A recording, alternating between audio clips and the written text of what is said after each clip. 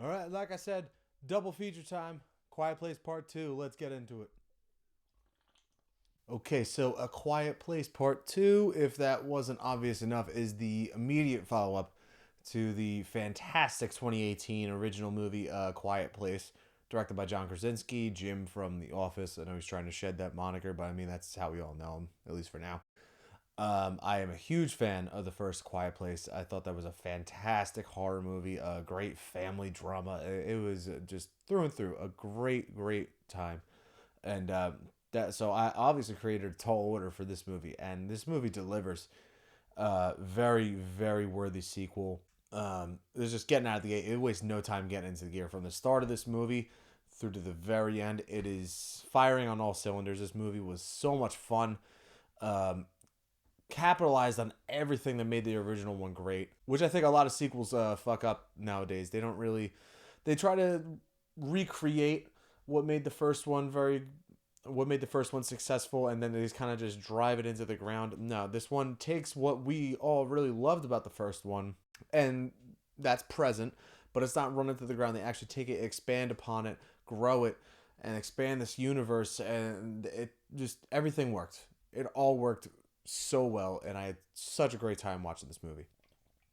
I think one thing that's kind of gets swept under the rug with, well, not just this movie, but most movies, um, the people that edit these movies, the crew, um, are the unsung heroes of all these movies that we get to enjoy nowadays. And in a movie like this, the sound editing is so important and is so vital to how we watch the movie. If the editing wasn't as good as it is in these movies, I don't think they would be anywhere near as enjoyable. Obviously, the story would be the same, the visuals would be the same, dialogue would be the same, but the way that they use silence, the way that they use the creak in the floorboards or a drop of water, like how any hair trigger sound can like destroy everything for these characters is very interesting, and I thought it was done so well. I can't tip my hat enough to the people that make these movies and put such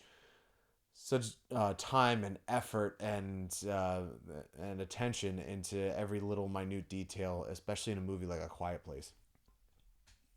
One of my gripes about the original, and I get it, it's kind of an unfair criticism because I don't think the budget for the first one was all that huge, but the CGI on the monsters in the first one it stood out a lot to me. Like, okay, they look pretty unfinished, they look pretty bad, and a lot of times when movies have some CGI problems, they'll do it at night, and you can kind of hide the imperfections a little bit better.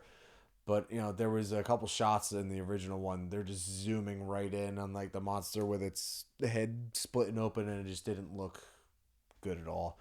You definitely could see the budget increase in this movie. The monster CGI looked infinitely better, and even just overall improved movement and just the when they're slashing through shit, like it really, it's very visceral and hits home a lot more. So the budget increases from the success of the first one were definitely definitely felt, and I'm here for it. I enjoyed it. If I were to give a critique on this one, a minor nitpick at most, because I don't have a whole lot of bad things to say about it. I mean, it's a nice brisk 90-minute horror experience, and I loved almost every second of it. But I'm a little rough on jump scares. I know some people, they dig that, and not that I don't dig it, but like when it's too much, when it's over the top, like the Paranormal Activities of the world, when it's just like bashing you over the head every 5 seconds with a new jump scare, it just kind of gets old. I think they use jump scares a little needlessly in this movie. I mean, it kind of ties back into the sound editing because like it has narrative purpose a lot, but there's some times where it just feels a little bit cheap and like, okay, you went for it, that's fine. But it is just a minor nitpick for me. But guys, at the end of the day, I had such a good time with this movie, and you actually don't have the option to watch this on digital yet. But if you're cool with going to the movies, if even where you live, whatever part of the world or country or whatever, wherever you're at, if you're able to go see it in a movie theater, go see it in a movie theater. This was made to be seen on the big screen with the big speakers, the whole shebang. There's actually a nice little video in the beginning from John Krasinski himself, thanking everybody, for coming back to the theaters. Because I don't know if anybody remembers, this was one of the first movies I think to get bumped back when COVID first hit. So they stuck to their guns this entire time and were like, no, we're putting this in fucking movie theaters. That's it.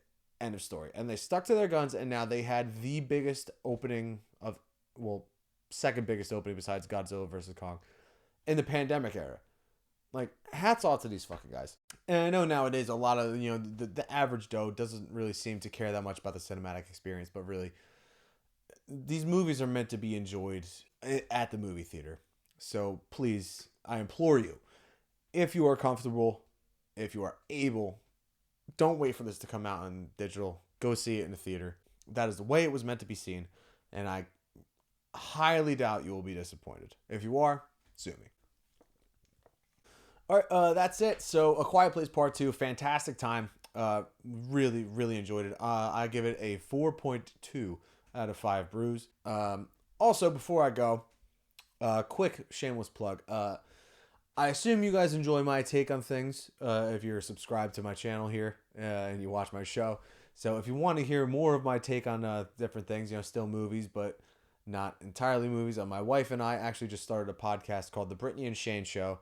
It's available on Apple Podcasts right now. It's going to be available on Spotify and all other podcast networks very soon. We did our first episode last Wednesday. The episode 2 is actually going to be dropping tomorrow.